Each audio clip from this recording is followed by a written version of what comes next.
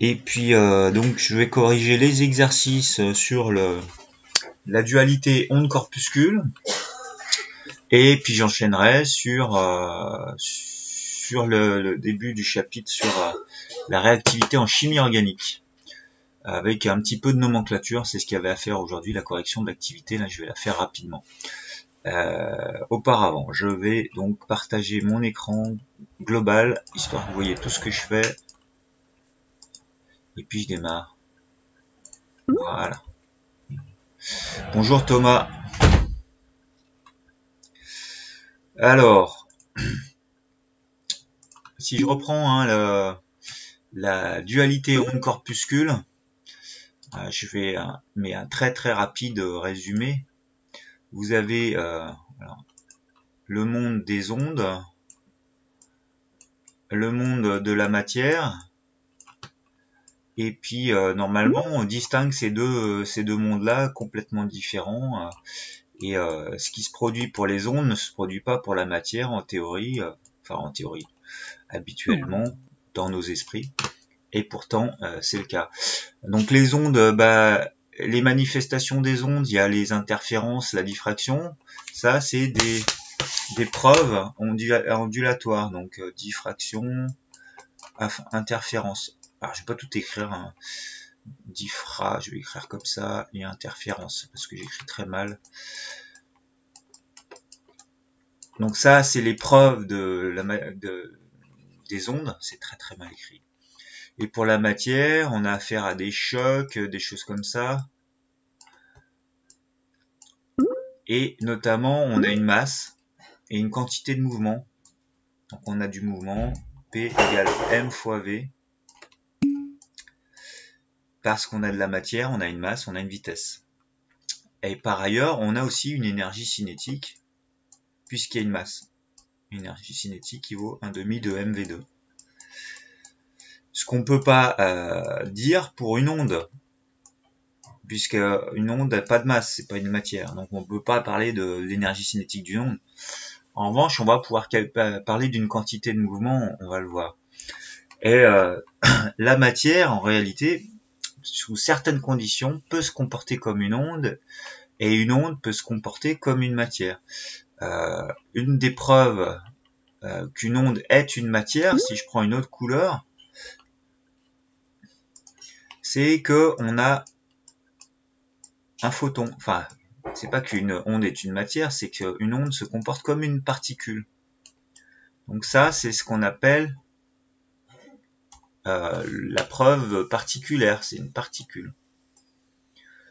Et cette particule, elle a une énergie. Son énergie, c'est E égale h nu. Et également, on peut calculer une quantité de mouvement pour cette particule. Pour la matière, elle peut se comporter comme une onde, et dans ce cas-là, diffracter, interférer, mais il faut que cette matière soit très très légère. Et on va pouvoir calculer sa longueur d'onde d'une façon un peu particulière. Et le lien, la relation qui fait le lien entre les deux mondes, si je la mets dans un cadre ici, c'est la relation de De Broglie qui dit que la quantité de mouvement, que ce soit une particule ou une onde, c'est égal à la constante de Planck h sur la longueur d'onde. Et donc cette formule-là fait le lien entre les deux mondes. Si j'ai calculé la quantité de mouvement pour une matière qui se déplace à une vitesse v et qui a une petite masse, et ben je peux calculer sa longueur d'onde. Parce que je connais la quantité de mouvement, je connaîtrai h, je pourrais calculer sa longueur d'onde. Et vice versa, si j'ai un photon avec une certaine fréquence, etc., je connais sa longueur d'onde, je connais tout, ben je vais pouvoir calculer sa quantité de mouvement en faisant h sur sa longueur d'onde. Et quand je fais des chocs entre particules, la quantité de mouvement du système global se compense, ben je vais pouvoir déduire quelle est la vitesse des différents objets qui sont intervenus dans ce choc. Alors, on va faire les quelques exercices d'application, mais rapides, la correction, où il faut juste simplement utiliser cette relation la plupart du temps. Calcule la fréquence et la longueur d'onde dans le vide de l'onde correspondant à un photon qui a une énergie de 2 × 10 puissance moins 15 joules. Donc de toute façon, il faut utiliser les formules de base. E égale h nu ou hf. Ou alors E égale hc sur lambda. Ce sont deux formules équivalentes, deux façons différentes de les écrire. L'énergie d'un photon, c'est h fois la fréquence ou h fois c sur lambda. Donc pour la fréquence, c'est E sur h. Je le calcule rapidement, ça me fait 3 × 10 puissance 8 Hz, 10 puissance 18 Hz. Donc une fréquence hyper élevée. Et si je dois calculer la quantité de mouvement de ce photon, la quantité de mouvement, je prends la relation, la loi de Broglie, là, P égale H sur lambda. Il faut d'abord que j'ai lambda. Et comme ça, je peux calculer la quantité de mouvement. Lambda, alors d'abord, il fallait que je détermine la longueur d'onde précédemment. La longueur d'onde, c'est, si je prends cette expression, la longueur d'onde, c'est C sur F. Et C, je le connais, F, il a été calculé précédemment, c'est 3 × 10 puissance 18. Et donc, je trouve 10 puissance moins 10 mètres pour la longueur d'onde, c'est-à-dire 0,10 nanomètres. Est-ce que c'est dans le domaine visible? Non, parce que le visible, c'est de 800 nanomètres à 400 nanomètres, donc là, je suis pas dedans. C'est pas visible. Donc là, la réponse est non. J'ai pas fait la correction, mais c'est pas dans le visible. Maintenant, calculer la quantité de mouvement de ce photon, je vais prendre cette relation-là en utilisant lambda de 10 moins 10 mètres. P égale H sur lambda. Je pourrais dire E sur C, ce serait pareil, ou H sur lambda, je peux faire les deux calculs. J'arrive à une quantité de mouvement de 6,7 × 10 puissance moins 24. Alors, je peux utiliser les unités que je veux. Des joules secondes mètre moins 1, pourquoi pas. Mais je peux utiliser aussi des kilogrammes. Puisqu'une quantité de mouvement, c'est une masse fois une vitesse.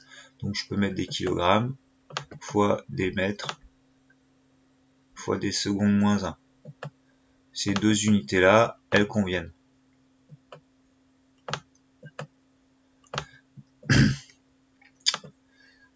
Bon, voilà pour le premier exercice.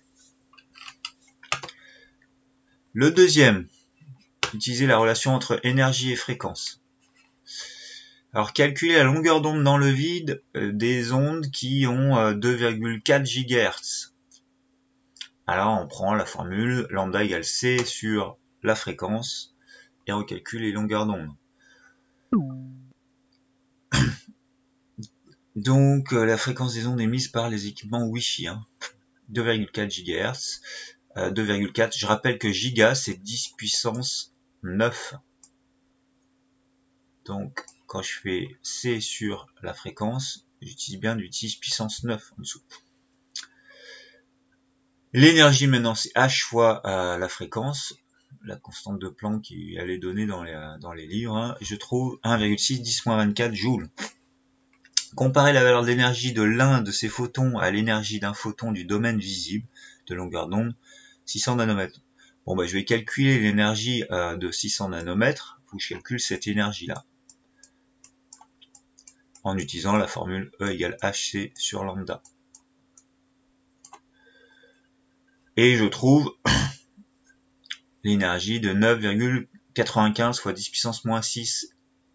Il fallait d'abord calculer l'énergie des photons associés en joules, puis en électronvolts. Donc en électronvolts, je divise, quand je passe de là à là, je divise par 1,6 fois 10 puissance moins 19. C'est tout le temps comme ça quand on passe en électronvolts.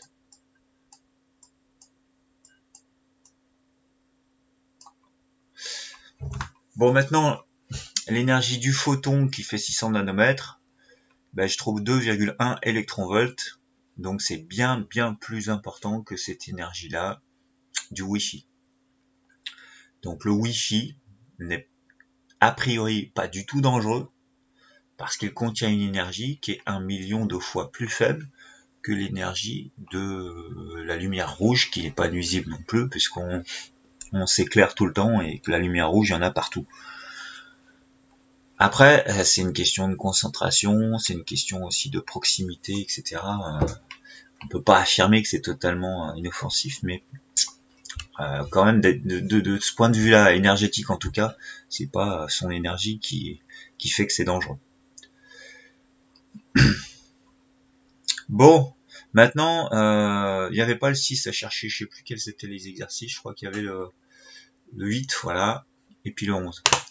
Calcule la longueur d'onde de l'onde associée à un électron. Donc un électron, pourtant c'est de la matière, c'est une particule de matière, qui a une certaine masse, et qui a une vitesse de 3 fois 10 puissance 5 mètres par seconde. Il faut que je calcule sa longueur d'onde. Et puis celle d'un proton aussi. Alors, j'avais pas les masses ici, mais il fallait chercher les masses des électrons et la masse d'un proton. Dans la couverture du livre, on pouvait les trouver. Pour pouvoir calculer les quantités de mouvement. Parce que les longueurs d'onde, elles vont être données par la relation de De Broglie, la loi de De Broglie, qui dit que la quantité de mouvement, c'est H sur lambda. Donc, pour trouver lambda, ça va être H sur P.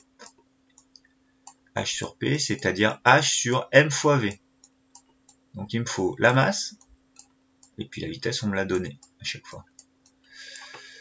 Donc, à chaque fois, je fais ces calculs, H sur P. Pour le premier, pour l'électron, je trouve une longueur d'onde, comme l'électron peut être considéré comme une particule ondulatoire, qui a une longueur d'onde, donc 2,4 fois 10 puissance moins 9 mètres. Et le proton, 2,4 fois 10 puissance moins 10 mètres.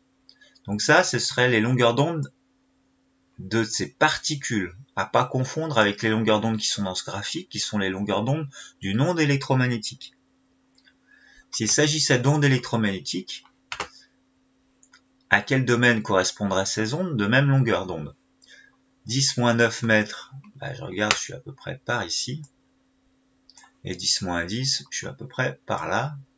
Donc, un électron ou un proton aurait des manifestations ondulatoires qui seraient comparables à celles qu'on obtient avec des rayons X. Les rayons X peuvent diffracter à travers des très très faibles obstacles. C'est le cas avec des électrons ou des protons. Et enfin, pour terminer, ici, effectuer un calcul. Calcule la longueur d'onde associée à un ion de masse 50 unités de masse, 50 U, où U c'est 1,66 fois 10 puissance moins 27 kg. Et l'énergie cinétique vaut 5 fois 10 puissance moins 2 électronvolts. Alors, celui-là, je vais détailler un peu plus, prendre un peu plus de temps, parce qu'il est plus compliqué.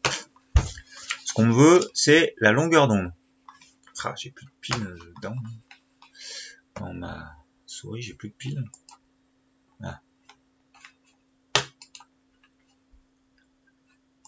Ce que je veux, c'est une longueur d'onde. Une longueur d'onde, lambda, je peux l'obtenir avec la relation de Broglie en me disant lambda est égal à H sur P. Le problème, c'est que je connais pas P. P, c'est M fois V, j'ai la masse, certes, mais j'ai pas la vitesse. En revanche, je connais l'énergie cinétique. Donc, on va faire un petit calcul pour pouvoir accéder à P. La quantité de mouvement, c'est MV. Et l'énergie cinétique, qui est ici, là, sa valeur, je la connais, c'est 1/2 de M fois V au carré. Alors, je peux dire, une petite astuce, que 1/2 de M fois V au carré, c'est la quantité de mouvement au carré sur 2M. Alors, pourquoi ça? Si je transforme cette relation qui est ici en M carré fois V carré, c'est ma souris qui marche plus, plus de batterie dans la souris, et que je divise tout ça par 2 M. Alors on est d'accord que ce que j'ai écrit en vert, ça correspond à ce qui est en haut, parce que M carré divisé par M, ça me fait M. Et M carré fois V carré, c'est P au carré. Du coup, je fais apparaître la quantité de mouvement ici. La masse est connue, je l'ai là-haut. 2, c'est un facteur. Du coup, je peux calculer P grâce à ça. Alors le 2m qui est ici, je le fais passer de l'autre côté, ça me fait EC fois 2m. Et puis comme j'ai P carré, pour trouver P, je prends la racine carrée. Donc je me retrouve avec P égale racine de 2m fois EC. Et après, j'ai plus qu'à utiliser cette expression-là dans la relation du dessus pour trouver la longueur d'onde. Je fais le calcul, l'application numérique va me donner... Alors, auparavant, il faut que je convertisse les électronvolts en joules et que je convertisse la masse en kilogrammes. Et je trouve 1,8 10-11 mètres. Bon, je sais que c'est un peu... tout ça c'est un peu rapide, c'est à distance, hein, mais il faut chercher chez vous, hein, je peux pas détailler plus, et puis il faut que j'avance, là je vais passer au chapitre d'après. Donc toute cette correction, vous la retrouverez en vidéo aussi, puisque je filme en même temps. Je vérifie juste que je suis bien en train de filmer. Hein. Ouais, c'est bon.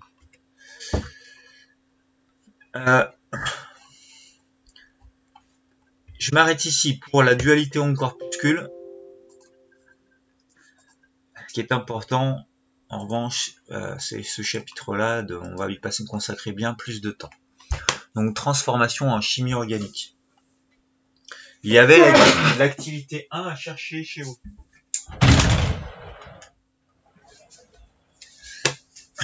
Alors, cette activité, elle montrait qu'on a des réactions chimiques un peu de différentes sortes, qui montrent de la transformation de certaines molécules. En parlant d'éthène, je peux transformer ça en éthanol.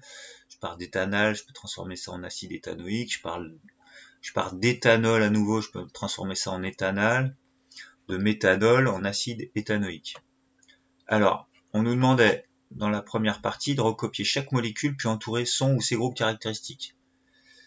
Et puis, repérer d'une même couleur les atomes qui sont communs aux réactifs et aux produits. Donc dans ces chapitres-là, dans ce chapitre qui vient, il faudra, pour interpréter des réactions chimiques, on nous donnera un des réactifs, on nous donnera un des produits, il faudra essayer de comprendre dans ce produit-là, qu'est-ce qui provient de ce réactif. Alors déjà, je recopie, j'entoure les groupes caractéristiques, ça je vais faire vite. L'éthanol, il y a un groupe caractéristique ici, c'est l'hydroxyle. Ici, l'éthanal, groupe caractéristique carbonyle. Ici, l'acide éthanoïque, son groupe carboxyle, il est entouré ici. Et enfin, le groupe hydroxyle du méthanol. Et puis, si je dois repasser, alors je vais peut-être un peu trop vite, en couleur, les atomes qui étaient présents ici, qui sont de nouveau présents dans la molécule d'après. Je fais le détail pour la première. Ces deux carbones-là, je les retrouve ici. Après, j'ai deux hydrogènes ici, deux hydrogènes ici. Je peux imaginer que ce sont ces deux qui sont là et ces deux qui sont là. Et ce qui a été rajouté, je vais le laisser en noir, ça sera ce H-là, par exemple, et puis ce OH. En tout cas, sur chaque carbone, il y a deux hydrogènes qui étaient déjà présents. Donc c'est cette démarche-là qu'il faut faire à chaque fois. Donc je vois ici, alors j'ai choisi ces deux hydrogènes-là au lieu de celui du haut et celui du bas, mais ça n'a aucune importance.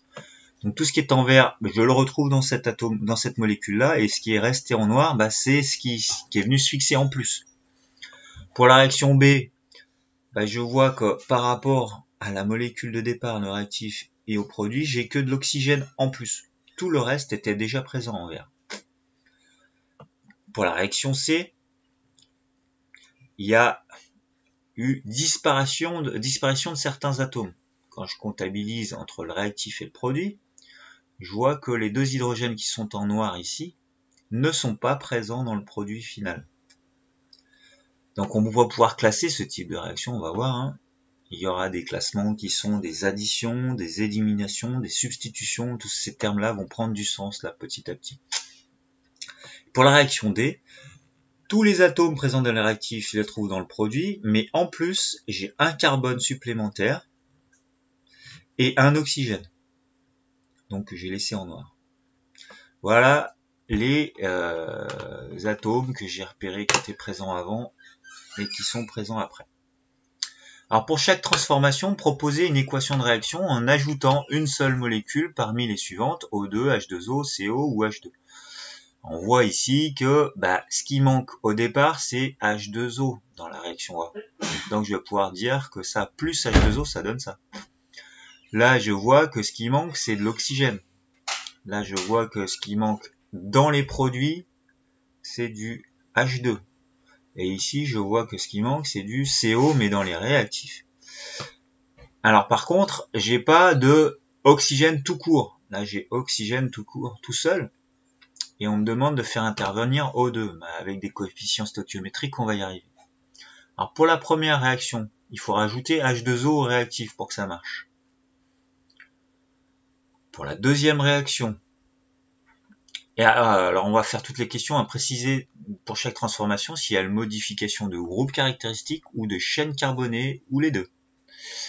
Alors la chaîne carbonée, elle est un petit peu modifiée dans la mesure où on avait une double liaison CC et que là on a une simple liaison. Et puis le groupe caractéristique, oui, parce que j'en avais pas au départ, puis j'en ai un. Donc il y a une modification de chaîne, plus, alors c'est pas le groupe qui a été modifié, c'est pour ça que je l'ai pas dit, mais il y a une apparition de groupe. Et en chimie organique, on définit 3 catégories de réactions, l'élimination, l'addition et la substitution. Alors ici, on a additionné puisque j'ai rajouté des choses à la molécule. Donc c'est simplement une addition. Si je passe à la réaction B, alors l'astuce, c'est soit on multiplie tout par 2 ici, celui-là par 2, puis j'ai O2 de ce côté, soit je mets un facteur 1,5, ça marche à O2 et ça marche aussi. Alors j'aime pas mettre un facteur 1,5, mais ça marcherait quand je le fais. Sinon je laisse 1 ici, puis je mets 2 devant celui-là et 2 devant celui-là, ça marche. Alors, est-ce que j'ai ici modifié la chaîne ou changé de groupe? La chaîne carbonée, je vois c'est la même. Donc j'ai pas eu de modification de chaîne. Par contre, le groupe c'était un carbonyle, il s'est transformé en carboxyle. Donc j'ai une modif de groupe. Enfin, qu'est-ce que j'ai eu? J'ai eu une addition puisque j'ai rajouté de l'oxygène. Par contre, j'ai rien éliminé, j'ai pas substitué. Substituer, c'est enlever quelque chose et le remplacer par. On va voir pour d'autres réactions. Je passe à la réaction C. La réaction C, quand je reviens en arrière, pour la réaction C, je vois que dans les produits, il manque H2. Donc ça va être simple. Je vais dire que, voilà, la réaction, il faut que je rajoute H2 dans les produits. Pour la réaction D, il manquait CO dans les réactifs pour arriver au produit. Maintenant, est-ce que c'est une modification de chaîne, modification de groupe? La chaîne, ça reste toujours la même, c'est le groupe qui a été modifié ici. Je passe de OH à CW0. Enfin, est-ce que c'est une élimination, une substitution ou une addition? En fait, on va appeler ça une élimination parce que j'ai éliminé 2 hydrogènes de ma molécule. Je les ai enlevés. Enfin, pour le dernier, j'ai une chaîne qui a été modifiée parce que j'ai 2 carbones, alors j'en avais qu'un seul. J'ai modifié le groupe aussi. Donc là, j'ai les deux. Modification du groupe plus la chaîne. Parce que la chaîne, c'est pas la même, puisque j'ai un carbone supplémentaire. Et enfin, qu'est-ce que j'ai fait? Je n'ai fait qu'additionner un carbone et un oxygène. Donc c'est une addition. Après, il y avait d'autres réactions un petit peu plus complexes. Le squalène qui se transforme en lanostérol. Et je crois qu'il fallait faire un petit peu les mêmes genres de questions. Est-ce que c'est une modification de chaîne ou pas? Et est-ce que j'ai une addition, substitution, élimination? Alors, quand je regarde la chaîne carbonée ici, là j'avais une double liaison, j'en ai plus ici. Qu'est-ce que je vois d'autre? Ici j'avais une double liaison, j'en ai plus non plus ici. Qu'est-ce qui a pu être changé encore? Ici, j'avais 2 choses qui étaient séparées, là ça s'est accroché. Donc cette chaîne, ce bout de chaîne là a été modifié ici. Là j'avais une double liaison, je l'ai plus. Après ici, j'avais pas de CH3 là. Et là j'en ai un, donc ça a été rajouté, enfin ça a été modifié, etc. Je vois qu'il y a cette modification là, enfin en gros la chaîne a été modifiée, hein, très nettement. Après, j'ai pas de groupe caractéristique, donc je peux pas dire que j'ai une modification de groupe. Maintenant, j'ai un groupe qui est apparu. J'ai ce OH qui apparaît, qui n'était pas présent. J'ai un hydrogène qui est apparu, qui était pas présent. Si, il était présent au départ. En gros, j'ai rajouté quelque chose dedans. Donc, j'ai fait une addition. Entre cette molécule et cette molécule, si je regarde les changements, tout le début est pareil. Il n'y a qu'ici que ça change. Là et là. Je vois que j'ai rajouté un CH3 ici. Ça, c'est un CH3. Et puis ici, j'ai rajouté un hydrogène en plus. Donc j'ai modifié le groupe et j'ai modifié la chaîne puisque j'ai rajouté un CH3 ici. Donc là, je ne l'ai pas précisé. Et puis j'ai rajouté des choses. Je n'ai rien éliminé. Je ne fais que rajouter des choses. Et le dernier, bah pareil, quand je regarde ici, j'ai bon, ça c'est pas nouveau. CH3 il est là. Alors voilà. Là ici, il n'y avait rien. Alors que là, je me retrouve avec OH. Et enfin là, j'avais l'oxygène avec sa double liaison, et là, je me retrouve avec OH. Donc, il y a eu ces changements-là, ici. J'ai changé de groupe. J'ai même ajouté un autre groupe. Et globalement, je n'ai fait que rajouter des choses, j'en ai pas éliminé, donc c'est une addition. Bien, bon ça c'est pour la correction de l'activité. Maintenant, je vais vous laisser travailler en direct un petit peu. Vous avez ici, dans le cours que je vous ai envoyé ce matin, je l'ai envoyé en PDF et en version Word, je crois, des nouveautés sur la nomenclature. Alors on a déjà vu ça, hein, la fonction ou famille chimique alcool, aldéhyde, cétone, avec le groupe caractéristique correspondant, qui porte un nom différent, et la terminaison.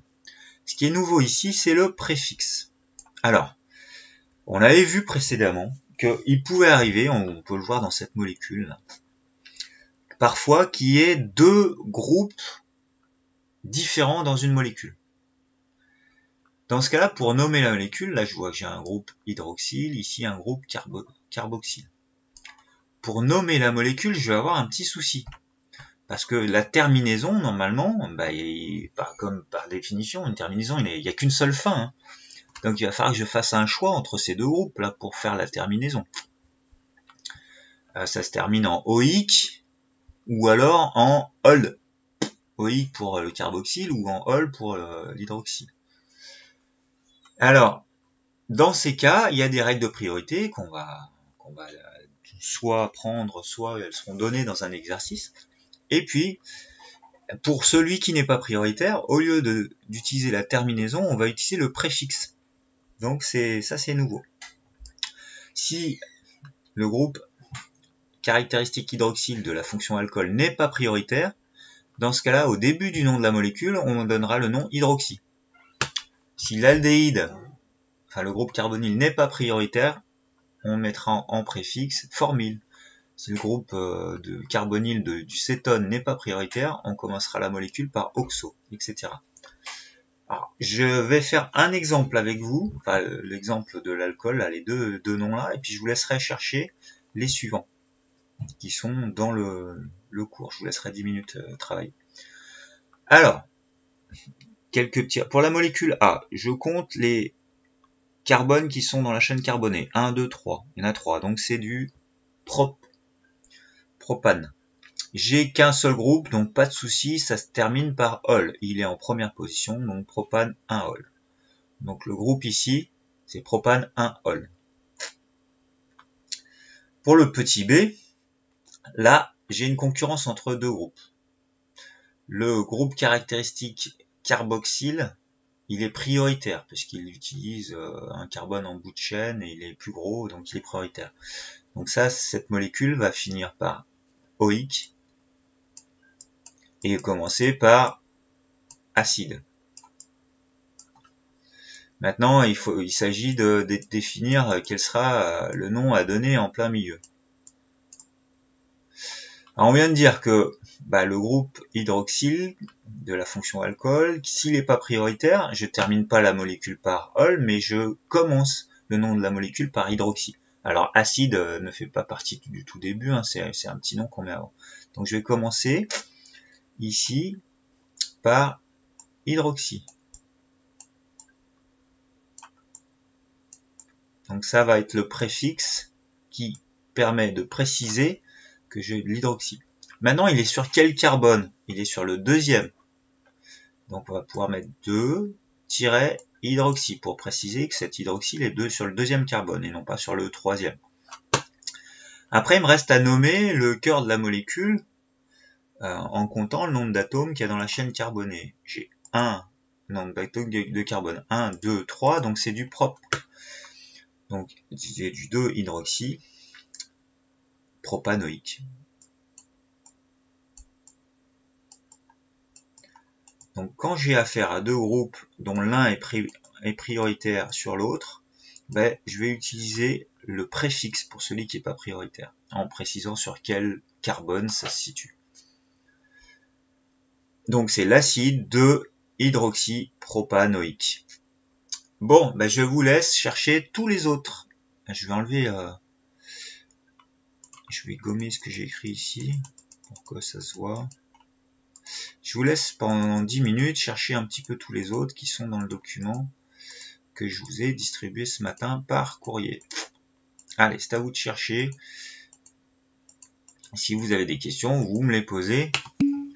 Le groupe carboxyle est toujours prioritaire sur les autres. De toute façon, c'est le plus important.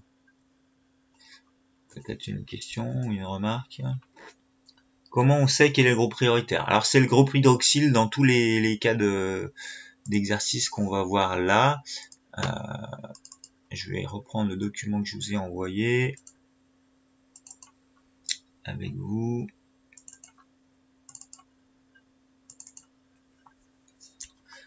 Donc là, je vous le dis, moi, c'est le groupe carboxyle dans tous ces cas qui est prioritaire. Et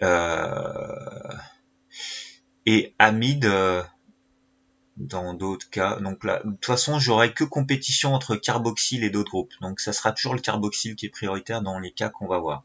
Pour le reste, ça vous sera indiqué. Donc je vous laisse chercher pendant 10 minutes et puis après je reprends un peu la main.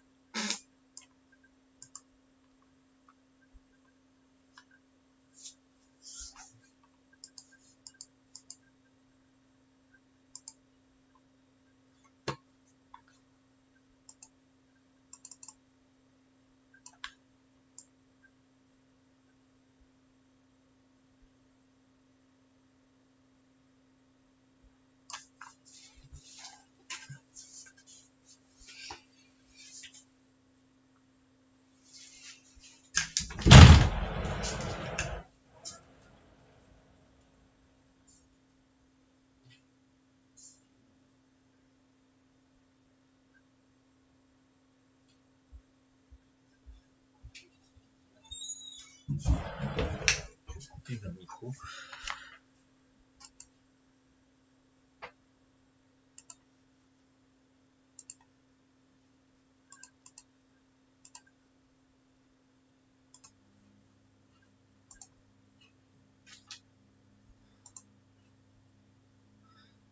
Bon, je vais reprendre la main là pour la correction des noms de ces différentes molécules. Pour la deuxième molécule, il n'y avait pas de piège. C'était classique, hein. J'ai 1, 2, 3, j'ai 3 carbones, donc c'est du propanal. Il n'y a pas de piège.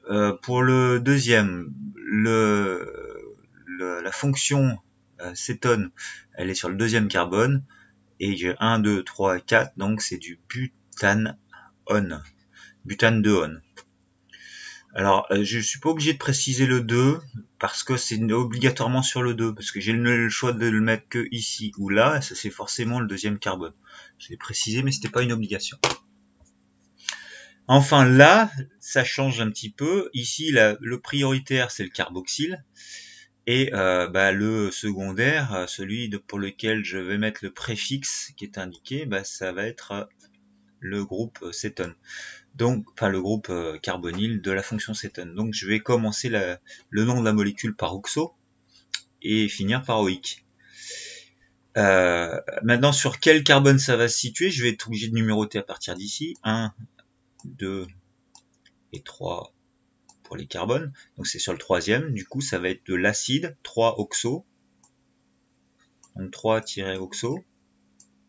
Et après, je compte le nombre de carbones qu'il y a dans la chaîne. 1, 2, 3, 4. Donc c'est du butane oïque. Donc acide 3-oxo-butanoïque. J'enchaîne avec les autres. Pour un acide carboxylique, il n'y a pas de préfixe parce qu'il est toujours prioritaire. Toujours prioritaire. Vous pouvez rajouter là prioritaire. Du coup, on n'a pas donné de préfixe. Pareil pour l'ester. Donc le nom il est classique, on va faire vite. Là G3, c'est de l'acide propanoïque. Là. Et ici, je rappelle que ce qui commence, le nom de la molécule qui doit commencer, c'est celui qui porte le carbone qui est de la fonction ester. Là ici, il y a 3 carbones, donc c'est du propanoate. Donc, cette chaîne-là qui arrive sur le carbone qui porte la fonction, c'est celui qui finit par ate. Et puis celui qui est sur l'oxygène tout seul, la chaîne carbonée qui est sur l'oxygène tout seul, comme ça qui continue, c'est celui qui finit par il. Donc là, j'ai du propanoate de méthyle. Après, pour les amines. Alors, le préfixe, c'est amino. Quand c'est pas prioritaire, ça va être amino. Donc ici, j'ai que la fonction amine, il n'y a pas de souci. J'ai 2 carbones, donc c'est de l'éthanamine. Donc le premier, éthanamine. Je pourrais même dire éthane 1 amine, mais quand je précise pas le chiffre, c'est que c'est sur le premier carbone. Ici, j'ai de l'éthanamine encore, mais sur le N, j'ai aussi un groupe méthyle qui s'est connecté. Donc on va commencer par N-. Donc ce méthyle qui est là, on va dire que il est pas sur un numéro de carbone, mais sur N, donc N-méthyle. Et après, on nomme normalement la molécule. Donc je commence par N-méthyle et après ça finit par éthanamine. N-méthyle-éthanamine. Et c'est là que ça se complique pour le B. Alors pour le B, le prioritaire c'est le carboxyle toujours. Donc si j'entoure en vert ce que je vais nommer ici, ça signifie que ça finit par oïque et que ça commence par au tout début par le nom acide. Mais à l'intérieur, il va y avoir un préfixe bien spécifique, des numérotations, etc. L'amine est sur le deuxième carbone, donc on va dire, si je change de couleur, que je me mets en rouge ici, que l'amine qui est ici en rouge, il est sur le deuxième carbone, parce que je commence à numéroter depuis le carboxyle. Donc ça va faire du 2-amine.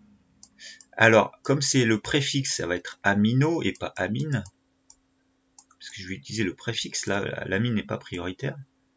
Donc j'utilise le préfixe amino. Et après, je me contente de nommer la molécule qui a 1, 2, 3 carbones, donc butanoïque. 3 c'est propanoïque, pardon. Donc, propanoïque. Donc ça c'est pour les 3 carbones qui restent. Propanoïque. Ok, donc acide 2 amino propanoïque. Enfin pour le groupe amide. Il est toujours prioritaire dans une molécule, donc on ne lui donne pas de préfixe. Alors on avait déjà vu ça, donc on va faire vite. 1, 2 carbone, c'est éthane amide. Là j'ai du 1, 2 carbone encore, éthanamine. Donc ça va être de l'éthanamide, parce que là j'ai la même molécule, sauf que sur le N, j'ai un éthyle ici, et j'ai un méthyle à un autre endroit. Donc là j'ai un éthyle, ça c'est un groupe éthyle. Et l'autre qui est ici en dessous, c'est un groupe méthyle. que je vais mettre, je sais pas, en orange. Ça, c'est un groupe méthyle. Et ils sont tous les deux connectés sur le N. Donc, je vais avoir N-éthyle,